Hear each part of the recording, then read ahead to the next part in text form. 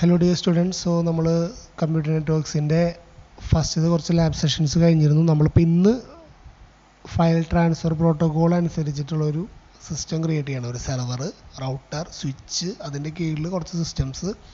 ആ സിസ്റ്റംസ് ഉപയോഗിച്ചുകൊണ്ട് നമ്മൾ ഡാറ്റ ട്രാൻസ്മിഷൻസ് ചെയ്യാനായിട്ട് നോക്കുകയാണ്.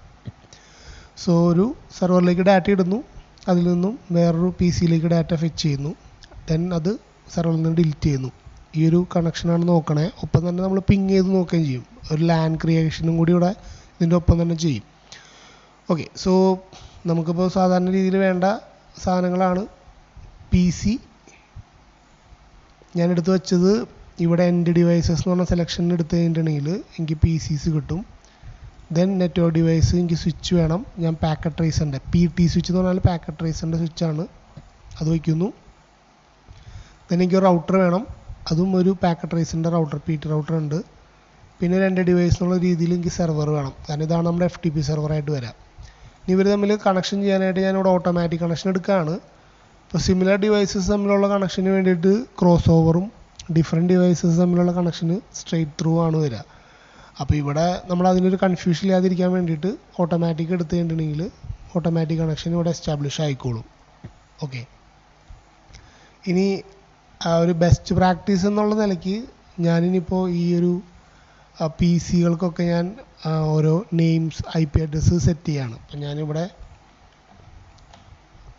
1.10 ഈ പി സിക്ക് ഞാൻ 1.11. അപ്പോൾ രണ്ട് പി സിക്ക് IP നെയിമിലാണ് കൊടുത്തിട്ടുള്ളൂ, റിയലായിട്ട് ഞാൻ കൊടുത്തിട്ടില്ല. പി സി ഓപ്പൺ ചെയ്യുന്നു. ഇപ്പോൾ 1.10 എന്നുള്ള പി സി ഞാൻ ഓപ്പൺ ചെയ്യുന്നു. ഡെസ്ക്ടോപ്പ് IP കോൺഫിഗറേഷൻ 192.168.1.10 കൊടുക്കുന്നു. സബ്നെറ്റ് മാസ്ക് ഓട്ടോമാറ്റിക്കലി വരും. ഗേറ്റ് വേ ഞാൻ സെറ്റ് ചെയ്തിട്ടില്ല, പക്ഷേ ഞാനിവിടെ ഇപ്പോൾ കൊടുക്കുകയാണ്. ഇവിടെ ഞാൻ കൊടുക്കാൻ ഉദ്ദേശിക്കുന്നത് 1.1 ആയിരിക്കും, കാരണം റൗട്ടറാണ് ഗേറ്റ് വേ, മോഡം അല്ലെങ്കിൽ നമ്മുടെ വൈഫൈ റൗട്ടർ എന്നുള്ള രീതിയിൽ വരാം. അപ്പോൾ ഇവിടെ നിന്നും ഇതിൻ്റെ പുറത്തേക്കുള്ള കണക്ഷൻ പോകുന്നത് ഈ റൗട്ടർ വഴിയാണ്. So റൗട്ടറാണ് gate. സോ ഞാനതിന് 1.1 ആണ് കൊടുക്കാൻ ഉദ്ദേശിക്കുന്നത്. ഞാനിവിടെ ഗേറ്റ് വേ, ഈ പി സിയുടെ ഗേറ്റ് വേ ഞാൻ 1.1 ആയിട്ട് കൊടുത്തു. ഈ പി സിക്കും ഇതുപോലെ തന്നെ ഞാൻ IP അഡ്രസ്സ് സെറ്റ് ചെയ്യാണ്. 192.168.1.11. സബ്നെറ്റ് ഓക്കെ ആണ്, 192.168.1.1. ഓക്കെ, സോ രണ്ട് കമ്പ്യൂട്ടേഴ്സിന് ഞാൻ IP സെറ്റ് ചെയ്തു. അപ്പോൾ ഈ ഒരു ലാൻ എസ്റ്റാബ്ലിഷ് ആയി. ഇത് എസ്റ്റാബ്ലിഷ് ആയി എന്ന് അറിയാൻ വേണ്ടിയിട്ട് ഈ പി സിയുടെ കമാൻഡ് പ്രോംപ്റ്റിൽ നിന്നും പിങ് 192.168.1.11, ഇത് 10 ആണ് പി സി, 10 ആണ് പി സി. ഞാൻ 11ലേക്ക് കണക്ഷൻ ഉണ്ടോ എന്ന് നോക്കുകയാണ്. അപ്പോൾ IP അഡ്രസ്സ് സെറ്റ് ചെയ്തത് ഈ നെറ്റ്വർക്കിലെ IP ഓക്കെ ആയിട്ടുണ്ട്. ഓക്കെ, ഇനിയിപ്പോൾ നമുക്ക് വേണ്ടത് ഇവിടം വരെയുള്ള കണക്ഷൻസ് ഓക്കെ ആവുണ്ടോ എന്ന് നോക്കണം. അപ്പോൾ ഞാൻ റൗട്ടറിന് IP സെറ്റ് ചെയ്യാണ്. ഇപ്പോൾ ഇവിടെ ഞാൻ നോക്കുമ്പോൾ ഇവിടെ ജസ്റ്റ് മൗസ് കഴ്സർ ഇവിടെ കൊണ്ടുവന്നാൽ മതി. ഇപ്പോൾ FA00 എന്ന് കാണിക്കുന്നുണ്ട്. ഇവിടെ FA21 ഫാസ്റ്റ് എതർനെറ്റ് 00 എന്ന് പറയുന്ന സ്വിച്ചിലേക്കാണ് അല്ലെങ്കിൽ പോർട്ടിലേക്കാണ് ഞാൻ കൊടുക്കുന്നത്. അപ്പോൾ ഇത് രണ്ടാണ് നമ്മുടെ ഫാസ്റ്റ് എതർനെറ്റ് സ്വിച്ചസ് ആയിട്ട് വരിക. അപ്പോൾ അതിൽ കോൺഫിഗറേഷൻ ക്ലിക്ക് ചെയ്യുന്നു. 00ൽ ഞാൻ 192.168.1.1 ഗേറ്റ് വേ 1.1 കൊടുക്കുന്നു. ടാബ് അടിക്കുമ്പോൾ ഓട്ടോമാറ്റിക്കലി സബ്നെറ്റ് ഇത് വരും. ഞാൻ ഓൺ ആക്കി. ഓക്കെ, ഇപ്പോൾ ഈ ഒരു പോർഷൻ ഓൺ ആയിട്ടുണ്ട്. കണക്ഷൻ എസ്റ്റാബ്ലിഷ് ആവുന്നേ ഉള്ളതാണ് ഇവിടെ യെല്ലോ കാണിക്കുന്നത്. സോ ഞാൻ ഇവിടെ നിന്ന് ഇവിടേക്ക് പിങ്ങിങ് ഉണ്ടോ എന്ന് നോക്കുകയാണ്, കണക്ഷൻ ആയോ നോക്കുകയാണ്. സോ 1.1 പിങ്ങിങ് വരുന്നുണ്ടോ എന്ന് നോക്കുകയാണ്. ഇത് ഗ്രീൻ ആയാലാണ് കണക്ഷൻ എസ്റ്റാബ്ലിഷ് ആവുള്ളൂ. സോ ഇപ്പോൾ ഇവിടെ ഞാൻ ഈ ഒരു സൈഡിലേക്ക് കൊടുത്തു. ഇപ്പോൾ കണക്ഷൻസ് വരുന്നുണ്ടോ എന്ന് നോക്കാം. ഓക്കെ, ടൈം ഔട്ടാണ് കാണിക്കുന്നത്. ഒരു റിപ്ലൈ കിട്ടി. സോ ഞാൻ എന്ത് ചെയ്യുന്നു, പ്രാവശ്യം കൂടി പിങ് ചെയ്ത് നോക്കുന്നു. സോ ഓക്കെ, കണക്ഷൻ എസ്റ്റാബ്ലിഷ് ആയി ഇപ്പോൾ. ഓക്കെ, സോ സെയിം വേ ഇവിടെ നിന്നും പിങ്ങിങ് വരുന്നുണ്ടോ എന്ന് നോക്കാം. പിങ് 192.168.1.1.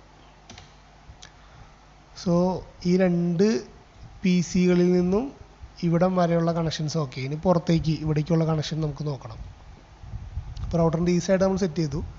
ഈ സൈഡിലേക്ക് കണക്ഷൻ വരുമ്പോൾ ഫാസ്റ്റ് തന്നിട്ട് 10 വന്നേക്കണേ. അപ്പോൾ 10 ഈ ഒരു കാർഡാണ് ഞാൻ ചൂസ് ചെയ്യേണ്ടത്. അപ്പം അതിന് ഞാൻ പുറത്തേക്കുള്ള നെറ്റ് കണക്ഷൻ ആയതുകൊണ്ട് ഈ ഒരു IP അഡ്രസ്സ് കൊടുക്കുകയാണ്. ഇവരായിട്ടൊരു കോൺഫ്ലിക്റ്റോ അല്ലെങ്കിൽ കൺഫ്യൂഷനോ വരാതിരിക്കാനാണ്. അപ്പോൾ ഞാൻ 10.10.10.1 കൊടുത്തു. ഞാനത് ഓൺ ചെയ്യാണ്. ആ ഒരു പോർഷൻ ക്ലോസ് ചെയ്തു. ഇനിയുള്ളത് നമുക്ക് സെർവറാണ്. അപ്പോൾ ഇവിടെ ഞാൻ 10.10.10.1 192.168.1.1 ഈ രണ്ട് IP അഡ്രസ്സസ് ആണ്. ഈ സെക്ഷനിൽ 192.168.1.1 ഇവിടെ 10.1. ഇനി സെർവറിനാണ് ഇതിൻ്റെ IP അഡ്രസ്സ് കൊടുക്കേണ്ടത്. സെർവർ സാധാരണ PC പോലെ തന്നെ ഡെസ്ക്ടോപ്പ് എടുക്കുന്നു, IP കോൺഫിഗറേഷൻ കൊടുക്കുന്നു.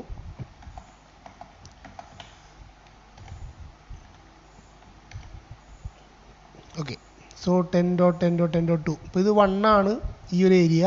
അപ്പോൾ അതിൻ്റെ കീഴിലുള്ള ഒരു IP അഡ്രസ്സ് എന്നുള്ള നിലയ്ക്ക് ഞാൻ 10.2 കൊടുക്കുന്നു. ഇപ്പോൾ നോർമലി ഒരു വലിയ നെറ്റ്വർക്ക് എടുക്കുകയാണെങ്കിൽ ഇതിൻ്റെ മുൻപിൽ ഒരു റൗട്ടറും അല്ലെങ്കിൽ ഒരു സ്വിച്ചോ ദെൻ ഒരു റൗട്ടറോ, ഇപ്പോൾ ഈ PCs കണക്ട് ചെയ്തിരിക്കുന്ന പോലെ തന്നെ ഒരുപാട് റൗട്ടേഴ്സ് കഴിഞ്ഞിട്ടായിരിക്കും ഈ ഒരു PC വരാം. സോ നമുക്കിപ്പോൾ ഇത് പഠിച്ച് മനസ്സിലാക്കാൻ വേണ്ടിയിട്ടാണ് ഇങ്ങനെ ചെയ്യണത്. സോ ഞാൻ 10.10.2 എന്ന് പറഞ്ഞിട്ടുള്ള IP അഡ്രസ്സ് കൊടുക്കുന്നു. അതിന് gateway 10.10.10.1. Okay, so connection ഇങ്ങോട്ടേക്കുള്ളത് എസ്റ്റാബ്ലിഷ് ആയിട്ടുണ്ടോ എന്ന് നോക്കണം. സോ ഞാൻ എന്ത് ചെയ്യുന്നു വെച്ച് കഴിഞ്ഞാൽ ക്ലോസ് ചെയ്തു, കമാൻഡ് പ്രോംപ്റ്റ് എടുക്കുന്നു. ഇവിടെ നിന്നും പിങ് ചെയ്ത് നോക്കുകയാണ് 10.10.10.1. സോ ഇവിടേക്ക് കണക്ഷൻ വരണം. ഓക്കെ, ഇവിടേക്ക് കണക്ഷൻ ഉണ്ട്. സോ ഇനി ഇതുപോലെ തന്നെ നമ്മൾ ചെയ്തു നോക്കുന്ന ഒരു രീതിയാണ് ട്രേസ് റൂട്ട് എന്ന് പറയും. അതായത് നമ്മുടെ ലോക്കൽ സിസ്റ്റത്തിൽ നിന്നും ഗൂഗിളിൻ്റെയൊക്കെ സെർവറിലേക്ക് കണക്ഷൻ ഉണ്ടോ എന്ന് അറിയാൻ വേണ്ടിയിട്ട് കമാൻഡ് പ്രോംപ്റ്റിൻ്റെ ഉള്ളിൽ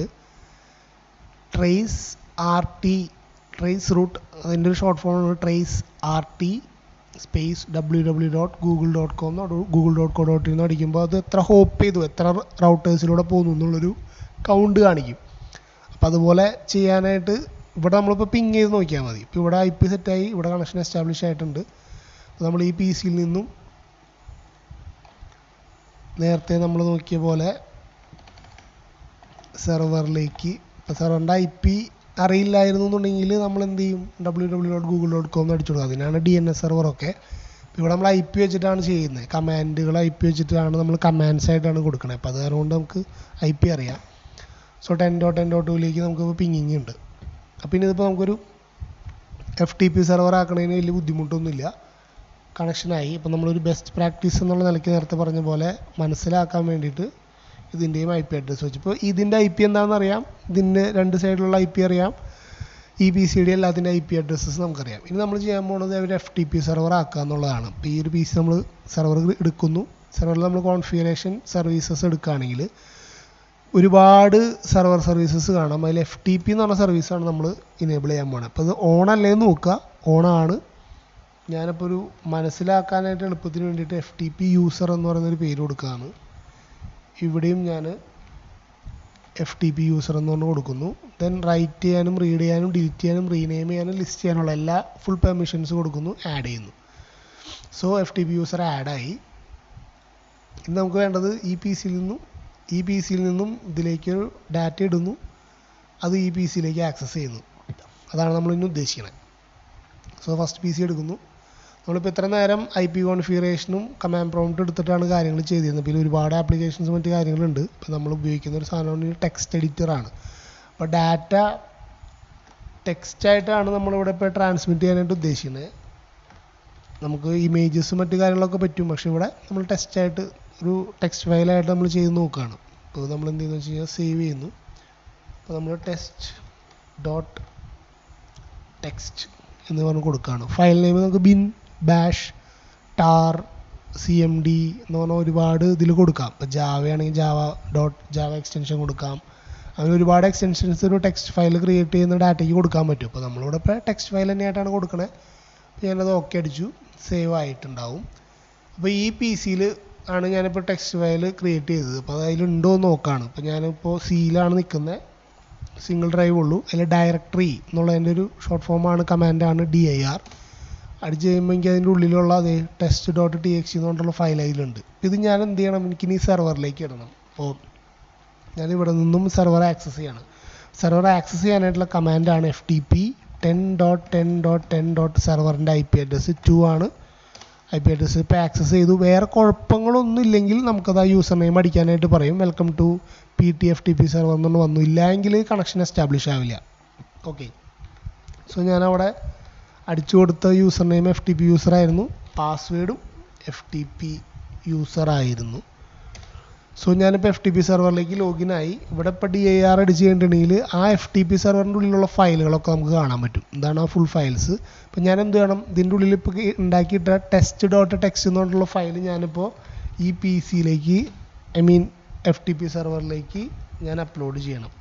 സോ നമ്മൾ കേട്ടിട്ടുണ്ട് ഒരു ഡാറ്റ ഇൻസേർട്ട് ചെയ്യാൻ പുട്ട് എന്ന് പറയുന്ന കമാൻഡ്, റിസീവ് ചെയ്യാൻ ഗെറ്റ് എന്ന് പറയുന്ന കമാൻഡൊക്കെ യൂസ് ചെയ്യുന്നത്. ഇപ്പോൾ ഇവിടെ നമ്മൾ പുട്ട് എന്ന് പറയുന്ന കമാൻഡ് യൂസ് ചെയ്യുന്നു. test.txt PC-യിലത്തെ test.txt ഞാൻ എന്ത് ചെയ്യുന്നു, അപ്ലോഡ് ചെയ്യുന്നു. So file transfer in progress, file transfer complete ആയി. ഇപ്പോൾ ഫയൽ ഇതിൽ വന്നിട്ടുണ്ടാവും. ഇപ്പോൾ നിലവിൽ ഞാൻ നിൽക്കുന്ന FTPയുടെ ഉള്ളിലാണ്, ആ കമാൻഡിൻ്റെ ഉള്ളിലാണ്. ഇപ്പോൾ ഞാൻ DIR ക്ലിക്ക് ചെയ്യുന്നു, കമാൻഡ് കൊടുക്കുന്നു. അപ്പോൾ എനിക്ക് എന്ത് കിട്ടി, test.txt എന്ന് പറഞ്ഞ ഫയൽ ഇപ്പോൾ ഇവിടെ ഉണ്ടായിരുന്നില്ല, ഓട്ടോമാറ്റിക്കലി ഇതിൽ നിന്നും ഇങ്ങോട്ടേക്ക് ഇപ്പോൾ ഇൻസേർട്ടായി. ഇനി എനിക്ക് വേണ്ടതെന്ന് വെച്ചിട്ടുണ്ടെങ്കിൽ ഇതിൽ നിന്ന് കളയണം. അപ്പോൾ ഇനി ഞാൻ എന്ത് ചെയ്താൽ മതി, ക്വിറ്റ് ചെയ്തിട്ട് സിയിലേക്ക് വരുന്നു. ഞാൻ ഡിലീറ്റ് കമാൻഡ് കൊടുക്കുന്നു. ഓക്കെ, സോ ഇപ്പോൾ ഞാൻ നിലവിൽ നിൽക്കുന്ന എൻ്റെ PC-യിൽ നിന്നും ഇപ്പോൾ ഈ ഒരു ഫയൽ പോയിട്ടുണ്ടാവണം. ഓക്കെ, സോ ആ ഫയൽ പോയി. ഇനി എന്ത് വേണം എനിക്ക്, ഇപ്പോൾ ഈ ഫയൽ ഇവിടുന്ന് പോയി FTP ഫോൾഡറിൽ സെർവറിലേക്ക് വന്നു. അവിടെ നിന്ന് എനിക്ക് ഈ PC-യിലേക്ക് കിട്ടണം. സോ ഇതേ സെയിം പ്രൊസീജിയർ തന്നെ ഗെറ്റ് കമാൻഡ് യൂസ് ചെയ്താൽ മതി, വേറെ ഒന്നും ചെയ്യാനില്ല. FTP അടിക്കുന്നു, 10.10.10.2 അടിച്ചു, FTP യൂസർ. സോ ഞാൻ ലോഗിനായി. സോ DIR FTP സെർവറിൽ DIR കൊടുത്തപ്പോൾ test.txt ഉണ്ട്. ഗെറ്റ് കേസ് സെൻസിറ്റീവ് ആണ്, ക്യാപ്സ് ലോക്കും അത് കറക്റ്റായിട്ട് തന്നെ ക്യാപിറ്റൽ ലെറ്ററും സ്മോൾ ലെറ്ററും കറക്റ്റായിട്ട് തന്നെ കൊടുക്കണം. സോ എൻ്റെ PC-യിലേക്ക് ആയിട്ടുണ്ടാവും. ഞാനിപ്പോൾ സെർവറിൽ നിന്ന് ഈ ഫയൽ കളയാണ്, ഡിലീറ്റ് test.txt. സോ സെർവറിൽ നിന്നും ഫയൽ ഡിലീറ്റ് ആയി. ക്വിറ്റ് ഫ്രം അവിടുന്ന് ക്വിറ്റ് ചെയ്യുന്നു. ഇപ്പോൾ ഞാൻ ഈ കമ്പ്യൂട്ടറിൻ്റെ തന്നെ C ഡ്രൈവിലാണ് നിൽക്കണത്. ഇനി ഇവിടെ നമുക്ക് DIR അടിച്ച് നോക്കാം. സോ test.txt എന്ന് പറഞ്ഞ ഫയൽ ഇവിടേക്ക് ഡൗൺലോഡ് ആയിട്ടുണ്ട്. ഇനിയിപ്പോൾ നമുക്കത് റീഡ് ചെയ്യണം. റീഡ് ചെയ്യാനായിട്ട് ടെക്സ്റ്റ് എഡിറ്റർ തന്നെ എടുക്കുന്നു. ഫയലിൽ open test.txt. So text file നമുക്കിവിടെ അവൈലബിൾ ആയി. സോ ഇവിടെ ക്രിയേറ്റ് ചെയ്തു, ഇങ്ങോട്ടേക്ക് ട്രാൻസ്ഫർ ചെയ്തു, ഇതിൽ നിന്ന് ഡിലീറ്റ് ചെയ്തു, ഇവിടെ നിന്ന് ഇങ്ങോട്ടേക്ക് ട്രാൻസ്ഫർ ചെയ്തു, ദെൻ ഇവിടെ നിന്ന് ഡിലീറ്റ് ചെയ്തു, ഇവിടെ ഇപ്പോൾ നമ്മൾ റീഡ് ചെയ്തു. ഇതാണ് ഫയൽ ട്രാൻസ്ഫർ പ്രോട്ടോക്കോൾ എന്ന് പറഞ്ഞാൽ. ഇപ്പോൾ നോർമലി ഒരു ടെലിഗ്രാമിൻ്റെ സെർവറൊക്കെ മൂവീസോ ഫയൽസോ ഡൗൺലോഡ് ചെയ്യാൻ വേണ്ടി നിങ്ങൾ യൂസ് ചെയ്യുന്നുണ്ടാവും. ഇപ്പോൾ ഒരു സിസ്റ്റത്തിൽ നിന്നും അല്ലെങ്കിൽ ഏതോ ഒരാൾ ടെലിഗ്രാമിൻ്റെ സെർവറിലേക്ക് ഇടുന്നു, നമ്മളത് നെയിം സെർച്ച് ചെയ്തിട്ട് എടുക്കുന്നു എന്ന് മാത്രം. സെയിം വേയിൽ തന്നെയാണ് ഇവിടെയും വർക്കിംഗ് വരുന്നത്. അപ്പോൾ ഇതാണ് ഫയൽ ട്രാൻസ്ഫർ പ്രോട്ടോക്കോൾ അനുസരിച്ചിട്ടുള്ളൊരു സിമുലേഷൻ നമുക്ക് വരുന്നത്. ഇനിയുള്ളത് നമുക്ക് ഇമെയിലിൻ്റെ SMTP ആൻഡ് POP വെച്ചിട്ട് ചെയ്യുന്നതാണ്. അപ്പോൾ അത് അടുത്ത വീഡിയോയിൽ ചെയ്യാം, അല്ലെങ്കിൽ വീഡിയോ ലെങ്തി ആവുന്നതുകൊണ്ടാണ്. Okay, thank U.